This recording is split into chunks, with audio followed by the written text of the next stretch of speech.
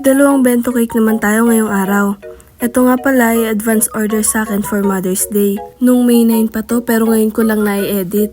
Pa-order to ng reseller ko. Ang gusto nga pala ng client niya ay pure red lang yung base ng cake at white yung sulat. May 9 pa lang pero ang dami na rin talagang umu-order ng cakes for Mother's Day at mga nag-a-advance celebration.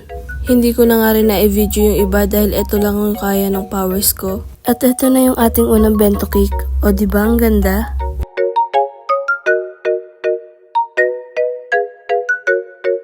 Ang susunod naman nating cake ay bento combo. Ito yung bento cake na may kasamang dalawang cupcakes.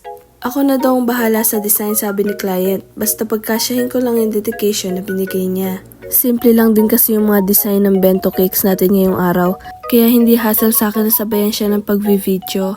Maliit lang din kasi ang space ko sa paggawa at pag-film ng cakes. And hoping soon na lumaki pa siya.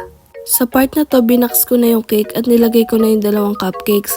Hinaluan ko lang ng white na icing, yung pink na icing na ginamit ko sa bento cake para maging two-tone yung design ng cupcakes.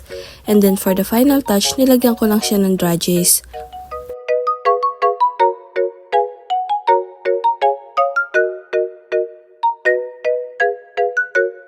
At nung hapon nga, dumating sa akin tong red na bento cake. Sirang-sira talaga yung icing niya, buti buo pa yung cake.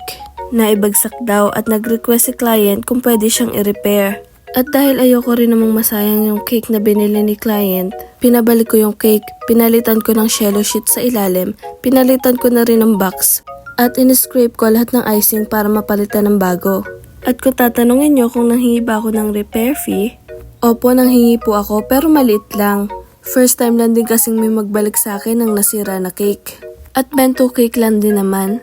Saka wala din talaga akong idea kung magkano. Sa tingin nyo, magkano ba dapat ang fee kapag nag-repair ng bento cake? At eto na yung kinalabasan niya. Ready for pick up na ulit.